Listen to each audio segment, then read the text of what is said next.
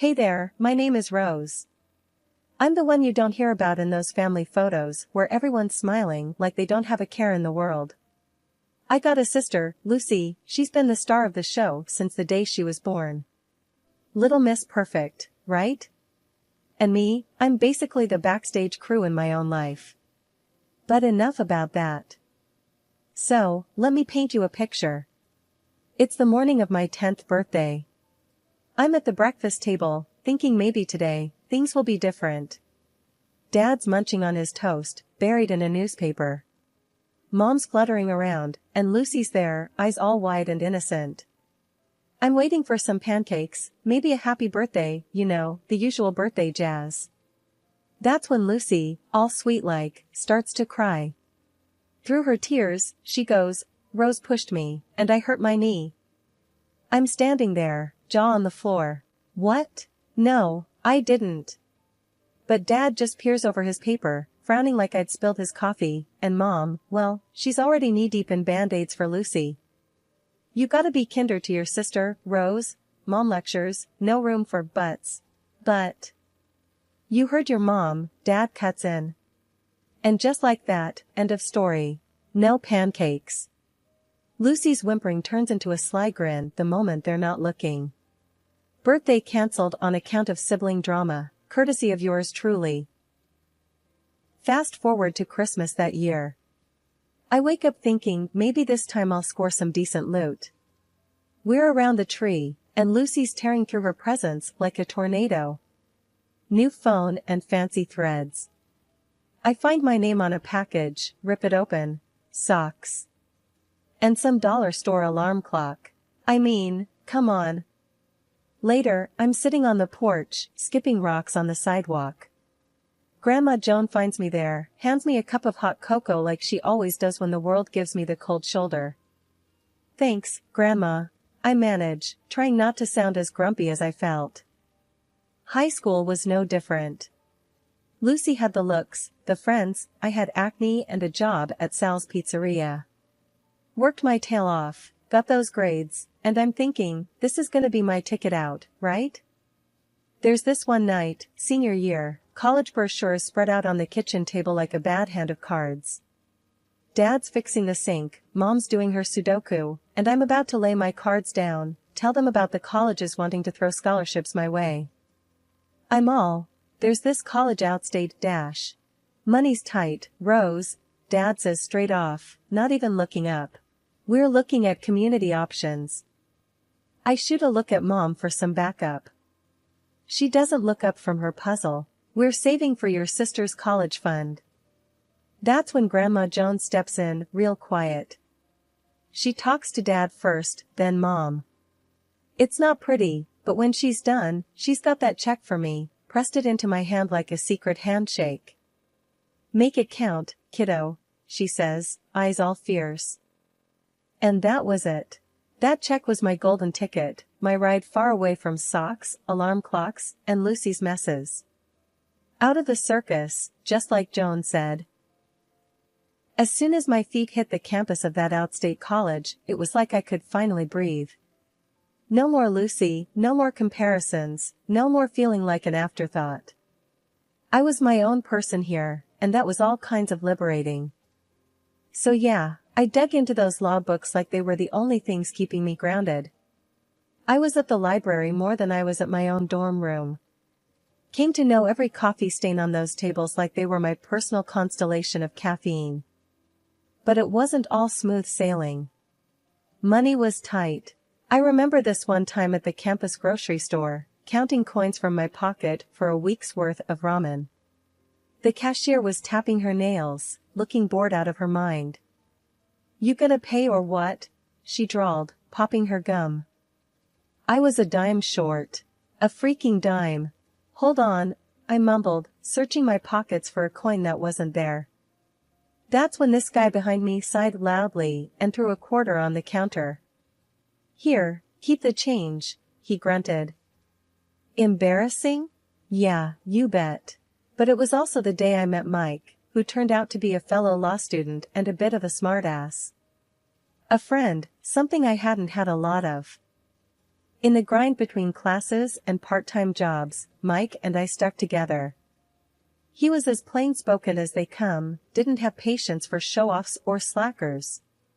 Wasn't the type to sugarcoat feedback on my mock trial performances either. "You gotta stop sounding like you're asking permission to be fierce," he'd say. "You know this stuff, Rose. Act like it." And I took that to heart. By the time I was sitting for the bar exam, I felt like I was carving my own path, laying down the law, you know? I wasn't Rose, Lucy's sister. I was just Rose, soon to be Rose, ESQ. At the firm, things were different. I had to prove myself again, but this time it was on my own terms. The partners, they were a mixed bag, some welcoming, some wary of the new blood. I remember being cornered by one of the senior partners, Bill, during my first week. "So, you're Joan's granddaughter," he stated more than asked, eyebrows up like he discovered gold. "Yeah, how'd you know?" I was wary, keeping my answers short and my guard up. Bill chuckled. "Joan and I fought in the same trenches once. She mailed me your resume. Said you had grit." I'd have groaned if it didn't feel like a small victory. Grandma Joan, still my one-woman fan club. In that firm, I made it known I wasn't there to ride anyone's coattails.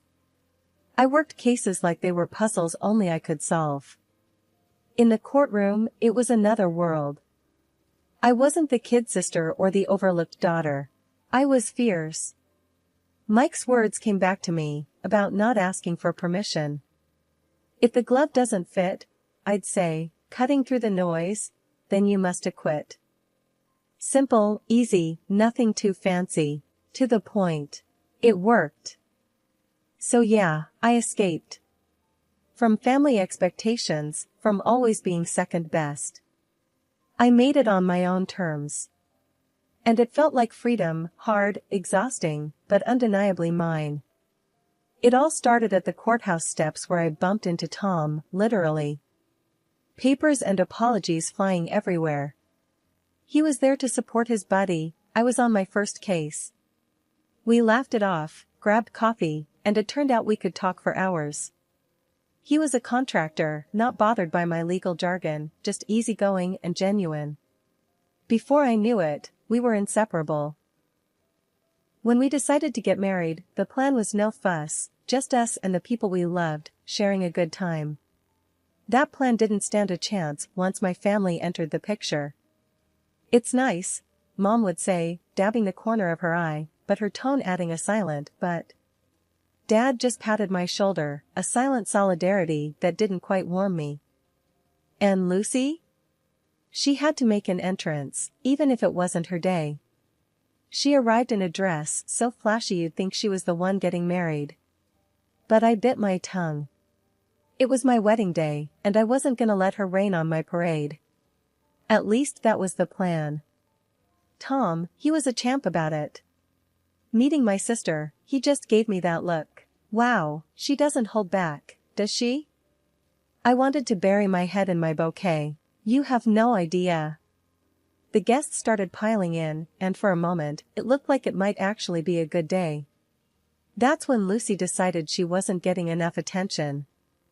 "You're just going to ignore me? On your wedding day?" She was almost shrieking, eyes darting around hoping someone would sympathize with her. I took a deep breath, counted to 5 in my head. I was done being the peacemaker. "Lucy, not today. Please." She huffed, tossing her hair. "Whatever. I give it a year anyway." Mom shot me a warning glance, like it was my job to fix it. As usual. But something in me snapped. This was my day. Mine and Tom's. I wasn't going to let Lucy or anyone else mess with that. "Get out," I repeated, and my voice didn't even shake. Lucy looked at me with wide eyes, kind of like she did when we were kids, and I'd finally stand up to her nonsense. "What did you just say?" "I'm done with your drama. This is my wedding, and you're not gonna spoil it." She sputtered, red in the face now. "But I'm family." "So? Family doesn't pull this kind of crap, Lucy. Not today. Not at my wedding. Mom tried to intervene. Rose, don't do this, she's just. I cut her off. No, Mom. Enough is enough. Lucy's face was a storm cloud, and she looked ready to argue. But this time she didn't. Maybe it was the way I stood, maybe it was Tom's hand in mine, or maybe it was the crowd of guests watching the drama unfold. For once, Lucy didn't have a comeback. She just turned and strutted out, heels clicking against the pavement like a judge banging a gavel. The rest of the day went by in a blur. I said, I do, we kissed, and I've never felt so much like I was exactly where I was supposed to be. Not Lucy's shadow, not my parents' second choice, but Rose. Just Rose. And that was more than enough. Okay, so get this, a month in, post-wedding drama, and Lucy pulls a Houdini. Total ghost town where she used to be, right? Scoots out of town leaving behind nothing but a crummy note. And guess who's the villain in her sob story? Yup, yours truly. Turns out her exit strategy includes playing the blame game, and I'm it. Her note? Classic Lucy, painting her runaway act with a bunch of bull about how I've done her wrong. Like she's the fragile flower and I'm the big bad wolf. At the next family dinner, the air's so thick with tension you could cut it with a knife. Mom's at the head of the table, flinging accusatory glances my way like she's dealing cards at a high-stakes poker game. Rose, how could you let it come to this? She starts, and I can feel the showdown brewing. Dunno, Mom. Maybe 'cause I ain't the warden in Lucy's personal prison, I shoot back. I'm not in the mood for a guilt trip, that's for sure. Dad chimes in, voice laced with that don't rock the boat tone. Your sister thinks you never gave her a break. That's serious. Are you kidding me? I can feel my temper flaring, words hot on my tongue. After everything, you're gonna take her side? Based on what, a damn piece of paper? That's when Granny, sweet Granny, who always had my back, pipes up with a voice like thunder. Rose. Your sister's out there alone, scared, and it's your doing. You too, Granny? I couldn't believe my ears. Since when do you buy this load of crap? Her eyes got all misty. Your ways pushed her to it, Rose. You're not innocent. That was a gut punch. I've been looking out for her since diapers, and this is the thanks I get? The old lady was on a roll though. No excuses, girl. You've got a heart, use it. The whole clash was absurd. There we were, a family tearing into each other over Lucy's concocted tale. Even Granny, who'd never once doubted me, was singing a different tune, and boy, did it sting. I stormed out of there, the room thick with unsaid things. Granny's betrayal cut deep, but what cut deeper was knowing I'd stood up for myself. I was done being anybody's villain, especially not in Lucy's crafty escape act. If they wanted to believe her over me, that was on them. Tom's been acting off, real off. All those late nights at the office, trips out of town every other week, big projects he can't talk about. Yeah, right. Man's as subtle as a brick through a window. And then, like fate's trying to tell me something, I catch a glimpse of something red peeking out from his jacket pocket while I'm on laundry duty.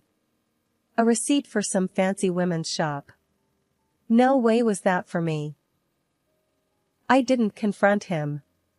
What's the point when you know you'll get nothing but half-truths topped with lies? I decided I'd do it the smart way, let someone else do the digging. Yeah, I called up a private eye, got him tasked on tailing Tom, seeing what really goes down when he's working overtime. Jimmy's the name of the PI, seems like he's been in the game long enough to see everything twice. Just want the straight shot, I told him, no chasing ghosts. He gave me a nod that said as clear as day, I got this. So I wait. Days feel like weeks when you're waiting for a bomb to drop. I keep things normal at home, or make a damn good show of it. Every time Tom tells me he's got to work late again, I nod, smile, and say something like, don't work too hard, babe. One night, he's at it again. Gotta finish up some things at the office, you know how it is. I shrug, playing it cool on the outside, but inside, my mind's racing. Sure, Tom. Don't forget to eat something. Wouldn't want you wasting away. He gives me a peck on the cheek and he's out the door, and I'm left feeling like I'm on some warped episode of a TV show where the wife's the last to know. I try focusing on a book, some cooking show, but who am I kidding? My head's not in it. Instead, I'm thinking about that receipt. That damn piece of paper that feels like it's burning a hole through the fabric of our little suburban life. Finally, I get a text. Not from Tom, but from Jimmy. My stomach drops when I see his name flash up on my phone. I don't open it. Not yet. Can't bring myself to. Whatever's in that message, it's gonna turn my world upside down. Instead, I pour myself a glass of wine, let the cool liquid settle my nerves. They say ignorance is bliss, but I passed that exit miles back. I have to look. I pick up the phone, thumb hovering over the screen, and then, I press. But Jimmy's text isn't the full picture. It's just to say he's on the case, got some leads. We'll know more soon, he writes. That's it, then. No turning back now. Tom's little secrets are on borrowed time, and when the truth comes out, I'll be ready. There's something liberating about it, knowing that I'm no longer in the dark, playing the doting wife, smiling while something rotten's eating away at my marriage. Grandma Joan and I hadn't been seeing eye to eye recently, but the envelope stuffed with the PI's evidence was burning a hole in my bag and my conscience. Deep down, I knew she was the only one who could give me the straight talk I needed without sugarcoating the jagged pill I was about to swallow. I knocked on the door, and it swung open, revealing Grandma Joan with her arms folded, looking as staunch as ever. Took you long enough, she said, without a hello. I let out a breath that I had been holding in longer than I realized. Yeah, well, I'm here now. We sat down at the kitchen table, the same one we'd shared more Sunday dinners at than I could count.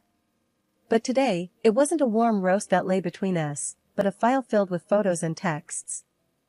I've got something to say, I started, but she cut me off with a sharp wave of her hand.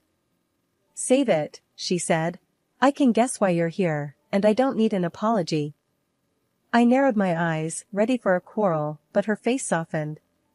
What's done is done. Let's just hear what you've got. So, I spilled it, all of it. The late nights Tom pulled, the lies that didn't add up. Do you have proof? She asked, eyes piercing through me like she could see the answers scribbled across my heart. It's all here, I said, tapping the envelope. She reached out and I handed it over, but she didn't open it. Instead, she looked me straight in the eyes. You know this doesn't change anything between us, right? Family is family. That's when it hit me. Whatever had come between us, whatever words we'd exchanged that we couldn't take back, none of it mattered now. Not with this storm on the horizon. You're right, I answered. It doesn't change a thing. I still need you, Grandma. Good, she grinned, but there was a seriousness in her eyes that wasn't usually there. Because I need you too. And let me tell you, whatever's in that envelope, she tapped it and slid it back towards me. It doesn't define who you are or what you're worth. We sat there for a while, not saying much, just being together. It felt like the air had cleared. The storm clouds were still there, but now, I wasn't going to weather them alone. Later, when I went to leave, Grandma Joan gave me a tight squeeze. You call me, you hear? Day or night. We'll figure this out. I pulled back and looked at her. I will. And thanks, Grandma, for everything. As I walked away, the envelope heavy in my bag, I felt lighter somehow. My steps were more certain, my spine straighter. Whatever Tom was up to, whatever the PI had uncovered, I was ready to face it. With my grandma at my back, I felt like I could face just about anything. A month had whipped by and there we were, gathered in the stiff parlor of Grandma's house, me, Mom, Dad, and my husband, Tom. An odd quiet hung in the air as the lawyer got ready to dish out the details of the will. Just the family scene you'd expect, except for the empty spot where Grandma used to be. And then, like out of some crappy soap opera, in prances my sister, Lucy, all dolled up and smirking like she's just won the jackpot on a scratch card. Mom and Dad, tears in their eyes, fuss over her like she's just returned from war, not the two-bit runaway act she'd pulled. I stayed put, my hands clenched into fists under the table. I wasn't about to give her my piece yet. She swans up to Tom, bold as brass, and plants one on him. My Tom. As if that wasn't gag-worthy enough, she starts spouting off this garbage about how she'd cooked up this whole mess. I made it all happen that Grandma would bequeath her property to me, not to the villainous Rose. Lucy gloats, thumbing at Grandma's portrait with a grin that made my blood boil. And I also took her husband away from Rose. Mom's sobbing, Dad's face is ghost white, and there's Tom, cheek to cheek with the snake, both of them looking like they've got the secret to the universe.